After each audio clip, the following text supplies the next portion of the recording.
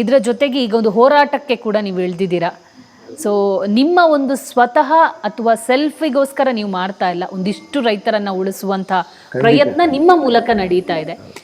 ಹೋರಾಟ ಎಲ್ಲಿಗೆ ಬಂದು ನಿಲ್ತು? ಜೊತೆಗೆ ಏನು ಹೇಳಕ್ಕೆ ಇಷ್ಟಪಡ್ತೀರಾ? ಒಂದು ಏರ್ಪೋರ್ಟಿಗೋಸ್ಕರ ಇಷ್ಟೆಲ್ಲ ಜಾಗ ಕಬಳಿಕೆ ಆಗೋದ್ರಿಂದ ಏನೆಲ್ಲ ತೊಂದರೆಗಳಾಗ್ತಾ ಇದೆ ಅಂತ?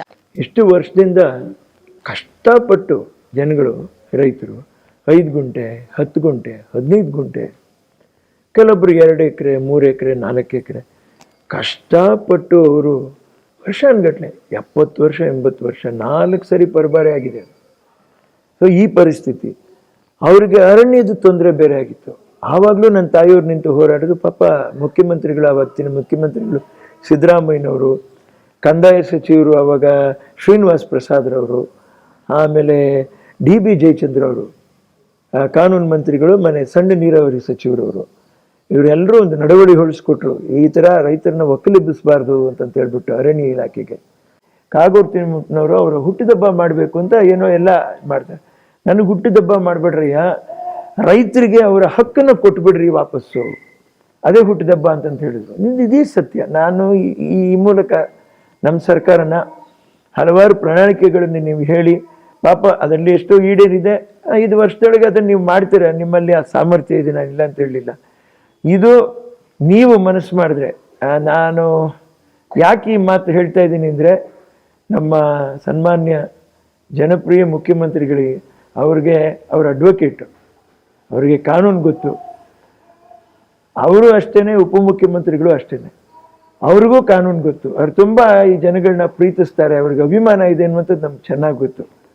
ದೊಡ್ಡ ಮನಸ್ಸು ಮಾಡಿ ರೈತರಿಗೆ ಅವರ ಹಕ್ಕನ್ನು ನೀವು ಕೊಟ್ಟರೆ, ನಿಜವಾಗ್ಲೂ ನಾನು ಹೇಳ್ತಾ ಇದ್ದೀನಿ, ಎಷ್ಟು ಯುಗ ನಾವು ಆಳ್ತೀವೋ ಬಿಡ್ತೀವೋ, ಪ್ರಪಂಚದಲ್ಲಿ ನಾವೆಲ್ಲ ಎಷ್ಟು ಕಾಲ ಇರ್ತೀವೋ ಹೋಗ್ತೀವೋ ಗೊತ್ತಿಲ್ಲ, ಈ ಹಕ್ಕನ್ನು ಕೊಟ್ಟು ಅವ್ರ ಭೂಮಿನ ಅವರು ಕೊಟ್ಬಿಟ್ರೆ ನಿಜವಾಗ್ಲೂ ಬಹುಶಃ ದೇವರು ಎಲ್ಲಿದ್ದಾನೆ? ಮನುಷ್ಯನಲ್ಲೇ ಇದ್ದಾನೆ. ನಿಮ್ಮಲ್ಲೇ ನಾವು ಆ ದೇವ್ರನ್ನ ಕಾಣ್ತೀವಿ. ನಾನಾದರೂ ಈ ಹೋರಾಟ ಅನ್ನುವಂಥದ್ದು ಸರ್ಕಾರ ವಿರೋಧಿ ಹೋರಾಟ ಯಾವತ್ತೂ ನಾವು ಮಾಡಲ್ಲ. ಸೊ ಎಷ್ಟು ಮನೆಗಳಿಗೆ ಅಥವಾ ಎಷ್ಟು ಕೃಷಿ ಪ್ರದೇಶಗಳಿಗೆ, ಎಷ್ಟು ಜನರಿಗೆ ಯಾವ ರೀತಿ ತೊಂದರೆಗಳಾಗಬಹುದು ಅಂತ?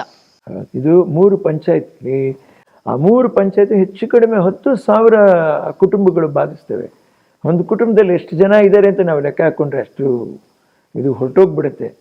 ಹಾಗಾಗಿ ನಾನು ತುಂಬ ಕಳಕಳಿಯಿಂದ, ಇದು ಹೋರಾಟ ಅನ್ನೋದ್ರ ಬದಲು ತಮಗೆ ಇದು ನಾವು ಸಾಂಕೇತಿಕವಾಗಿ ತುಂಬ ಗೌರವಪೂರ್ಣದಿಂದ ಭಾವಪೂರ್ವವಾದ ಒಂದು ನೋವು ಸಮೇತ ನಿಮಗೆ ಇದನ್ನು ನಾವು ಈ ಮೂಲಕ ನಾವು ವ್ಯಕ್ತಪಡಿಸ್ಕೊತಾ ಇದ್ದೀನಿ.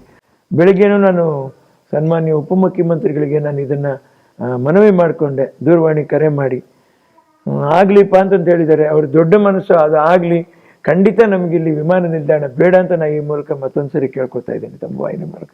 ಅಲ್ಲು ಅರ್ಜುನ್ ಅವರು ಒಂದು ಸ್ಟಾರ್ ನಟನಾಗಿ ಮುತುವರ್ಜಿ ವಹಿಸಿಲ್ಲ ಅನ್ನೋದು ನಿಮ್ಗೆ ಅನ್ಸಿದ್ಯಾ ಸರ್? ಯಾಕಂದರೆ ಒಬ್ಬ ಸ್ಟಾರ್ ನಟ ಥಿಯೇಟರ್ಗೆ ಎಂಟ್ರಿ ಆಗ್ತಾರೆ ಅಂದಾಗ ಒಂದಿಷ್ಟು ಪ್ರೋಟೋಕಾಲ್ಗಳಿರುತ್ತೆ, ಅಥವಾ ಒಂದಿಷ್ಟು ಎಲ್ಲ ರೀತಿಯ ಮುಂಜಾಗ್ರತಾ ಕ್ರಮವನ್ನು ಅಲ್ಲಿ ಥಿಯೇಟರ್ಸ್ ಮಾಲೀಕರಾಗಿರ್ಬೋದು ಮತ್ತೊಬ್ಬರು ವಹಿಸ್ತಾರೆ. ಎಲ್ಲ ಎಡುವಿದ್ರ ಅಲ್ಲು ಅರ್ಜುನ್ ಅಭಿಮಾನಿಗಳು? ಪಾಪ ಅವರು ಮುಗ್ಧತೆ ಇಟ್ಕೊಂಡು ಗೊತ್ತೇ ಆಗಲ್ಲ, ಪ್ರಜ್ಞೆನೇ ಇರಲ್ಲ ಮೈ ಮೇಲೆ, ಆ ಮಟ್ಟದಲ್ಲಿ ಇರ್ತಾರೆ ಅಭಿಮಾನಿಗಳು. ಅವ್ರಿಗೆ ಗೊತ್ತಾಗಲ್ಲ ಪಾಪ. ಏನು ಹೇಳೋಣ ಯಪ್ಪ, ಸಕಲ ಕಲಾವಲ್ಲಭ ಅಂತಲೇ ಹೇಳ್ಬೋದು. ನಿಜವಾಗ್ಲೂ ತುಂಬ ಸಂತೋಷ ಆಗುತ್ತೆ ಅವರು ಮಾತಾಡಿದಾಗ. ಅವರ ಒಂದು ಈ ಅಭಿನಯ ನೋಡಿದಾಗ ಅದೇನದು ಬ್ರ್ಯಾಂಡ್ ಪುಷ್ಪ ಅನ್ನುವ ಇದನ್ನ ಹಿಂಗೆ ಹೆಗ್ಗಲ್ನ ಹಿಂಗೆ ಮಾಡ್ಕೊಂಡು ಹಿಂಗೆ ಬರುವಂಥದ್ದು ನಮ್ಗೆ ನೋಡಿದ್ರೆ ಒಂಥರ ಏನು ಇದ್ದಕ್ಕಿದ್ದಂಗೆ ಕಲಾವಿದನೆಲ್ಲ ಕಲೆ ಇದೆ ಪಾಪ. ಅದು ನೀವು ಹೇಳಿದ ನಿಜ. ಇನ್ನು ಮುಂದೆ ಆ ಪ್ರೋಟೋಕಾಲ್ ಸಮೇತ ನಾವೆಲ್ಲ ಎಚ್ಚರಿಕೆ ವಹಿಸ್ಕೊಂಡು ಮಾಡಬೇಕು. ಮೊದಲನೇ ಬಾರಿ ಆಗಿರುವಂಥದ್ದು ಪಾಪ. ಅವ್ರೇನೋ ಪಾಪ ಖಂಡಿತ ಏನೇ ನಾವು ಕಾಂಪನ್ಸೇಷನ್ ಅಥವಾ ಮತ್ತೇನೇ ಕೊಟ್ಟರು ಆ ಪ್ರಾಣನ ನಾವು ವಾಪಸ್ ಕೊಡೋಕ್ಕಾಗಲ್ಲ ಅನ್ನುವಂಥದ್ದು ತುಂಬ ನೋವಾಗುತ್ತೆ ಸರ್. ಅದು ಇನ್ಸಿಡೆಂಟ್ ಆದರೆ ನಮ್ಮ ಕನ್ನಡ ಇಂಡಸ್ಟ್ರಿಯಲ್ಲಿ ದರ್ಶನ್ಗೆ ಜಾಮೀನು ಸಿಕ್ಕಿದೆ. ಸೊ ನೀವೊಬ್ಬರು ನಟರಾಗಿ ಅವರಿಗೀಗ ಜಾಮೀನು ಸಿಕ್ಕಿರೋದು ಕನ್ನಡ ಇಂಡಸ್ಟ್ರಿಗೆ ಎಷ್ಟು ಪ್ಲಸ್ಸು. ಜೊತೆಗೆ ರೇಣುಕಾಸ್ವಾಮಿ ಅವರ ಒಂದು ಕೊಲೆಗೆ ಸಂಬಂಧಪಟ್ಟಂತೆ ಅಲ್ಲಿ ಅನ್ಯಾಯ ಆಗಿದೆ, ಎಲ್ಲೊಂದು ಕಡೆ ನ್ಯಾಯಕ್ಕೆ ಬೆಲೆ ಸಿಕ್ಕದಂತ ಆಯ್ತಾ ಹೇಗೆ ಅಂತ? ಚಿತ್ರರಂಗದ ಬಗ್ಗೆ ನಾನು ಯೋಚನೆ ಮಾಡಿದಾಗ ಕಾಲೇಜ್ ಹೀರೋ ನಾವು ಚಿತ್ರನ ನನ್ನ ತಾಯಿಯವ್ರು ನಿರ್ಮಾಣ ಮಾಡಿ ಅದನ್ನು ಬಿಡುಗಡೆ ಮಾಡೋ ಹಂತಕ್ಕೆ ಬಂದಾಗ ಸೆನ್ಸಾರಲ್ಲಿ ನನ್ನ ತಾಯಿಯವರ ಪಿಕ್ಚರ್ನ ಪ್ರೊಜೆಕ್ಷನ್. ತಕ್ಷಣವೇ ಏನು ಬರೆದ್ರು ಅಂದರೆ ಅದಕ್ಕೆ ಬ್ಯಾನ್ ಸಿನಿಮಾ ರಿವೈಸಿಂಗ್ ಕಮಿಟಿಗೆ ಹಾಕಬೇಕು ಅಂತ ಹೇಳಿ. ಶಾಕ್ ಆಗೋಗ್ಬಿಡ್ತು ನನ್ನ ತಾಯಿಯವರಿಗೆ. ಏನಪ್ಪ ಮಾಡೋದು ಅಂತ. ಅವನು ಕಮ್ಮಿ ವೆಚ್ಚದ ಒಂದು ಸಿನಿಮಾ ಇರ್ಬೋದು, ಆದರೆ ಆ ವೆಚ್ಚನೇ ನಮ್ಗೆ ದೊಡ್ಡದು ಜೀವನದಲ್ಲಿ. ಈ 5-6 ತಿಂಗಳು ನಾವು ಕಾದಾಡಿರೋದು ಏನಾಗೋಯ್ತು, ನಮಗೆ ಮಾನಸಿಕವಾಗಿ ತುಂಬ ಜಿಗುಪ್ಸೆ ಹಿಂಸೆ ಆಗೋಗ್ಬಿಡ್ತು. ಆಮೇಲೆ ನಾವು ಒದ್ದಾಡಿ ರಿವೈಸಿಂಗ್ ಕಮಿಟಿದು ಬಂದು ಸ್ಕ್ರೀನಿಂಗ್ ಆಯಿತು. ಕೆಲವೆಲ್ಲ ಸೀನ್ಸು ಇದನ್ನು ತೆಗಿಬೇಕು, ಇಲ್ಲ ಇದನ್ನ ಇಟ್ಕೋತೀರಿ ಅಂದರೆ ಎ ಸರ್ಟಿಫಿಕೇಟ್ ಕೊಡ್ತೀವಿ. ಸರಿ ಇವಾಗೇ ಮಾಡಿ ಅಂತಂತೇಳಿ ಏನೋ ಚಿಕ್ಕ ವಿಷಯಗಳನ್ನ ನಾವು ಕಟ್ ಮಾಡಿ ಇದು ಮಾಡಿ ಬಿಡುಗಡೆ ಮಾಡಿದ್ವಿ. ಆಮೇಲೆ ಬೇಲು ನೀವಾಗಲಿ ನಾವಾಗಲಿ ಯಾರು ಕೊಡೋಕ್ಕಾಗಲ್ಲ. ಕಾನೂನಿಗೆ ನಾವೆಲ್ಲವನ್ನೂ ನಾವು ವಹಿಸಿದ್ದೀವಿ. ಕಾನೂನಿಗಿಂತ ದೊಡ್ಡವರು ಯಾರೂ ಇಲ್ಲ. ಇದನ್ನು ಅವರನ್ನ ಪ್ರತಿನಿಧಿಸ್ತಕ್ಕಂಥ ಅಡ್ವೊಕೇಟ್ ಅವರು ಮತ್ತು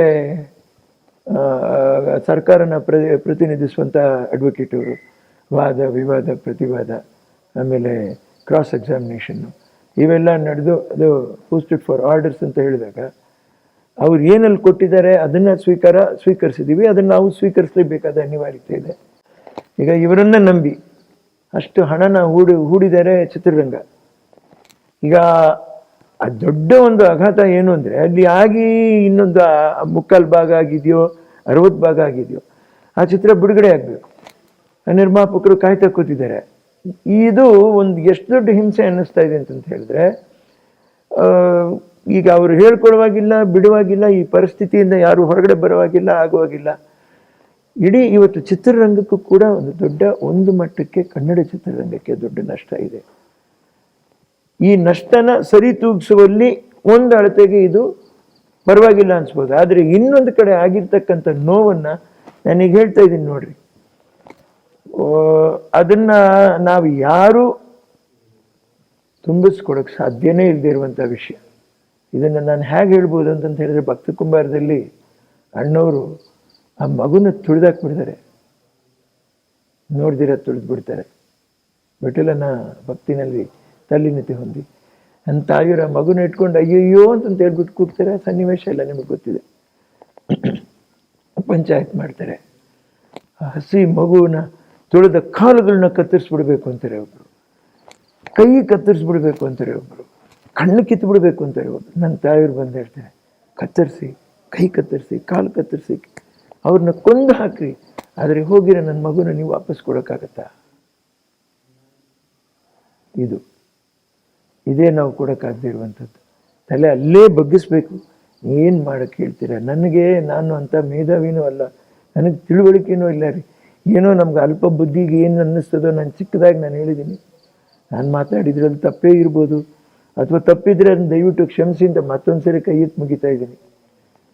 ಏನು ಜನಗಳಿಗೆ ಒಳ್ಳೇದಾಗತ್ತೋ ಅದು ನನ್ನ ಭಾವನೆಯಲ್ಲಿ ಜನ ಇದನ್ನು ಸ್ವೀಕರಿಸಿ ಸಂತೋಷ ಪಟ್ಕೊಂಡು ನೆಮ್ಮದಿಯಾಗಿದ್ದರೆ ಅದಷ್ಟೇ ಸಾಕು. ಭವಿಷ್ಯದಲ್ಲಿ ಆ ಕುಟುಂಬಕ್ಕೆ ಏನು ಮಾಡೋಕ್ಕೆ ಸಾಧ್ಯ? ಇವಾಗ ಅದೇ ಅಲ್ಲೂ ಅರ್ಜುನ್ರವರು ಅದನ್ನೇ ಹೇಳ್ತಾ ಇದ್ದಾರೆ, ಆ ಕುಟುಂಬದ ಜೊತೆಲಿ ನಾವು ಇದ್ದೀವಿ ಅಂತ. ಏನು ಮಾಡೋಕ್ಕೆ ಸಾಧ್ಯ ನಾವು ಕಲಾವಿದರು, ಅಥವಾ ನಮ್ಮಿಂದ ಏನು ಮಾಡೋಕ್ಕೆ ಸಾಧ್ಯ ಅನ್ನುವಂಥದ್ದು ನಾವು ಯೋಚನೆ ಮಾಡಿಬಿಟ್ಟು ಅವ್ರ ಜೊತೆಲಿ ನಾವು ಇದ್ದೀವಿ. ಅವ್ರ ನೋವಲ್ಲಿ ನಾವು ಇರ್ತೀವಿ ಖಂಡಿತ.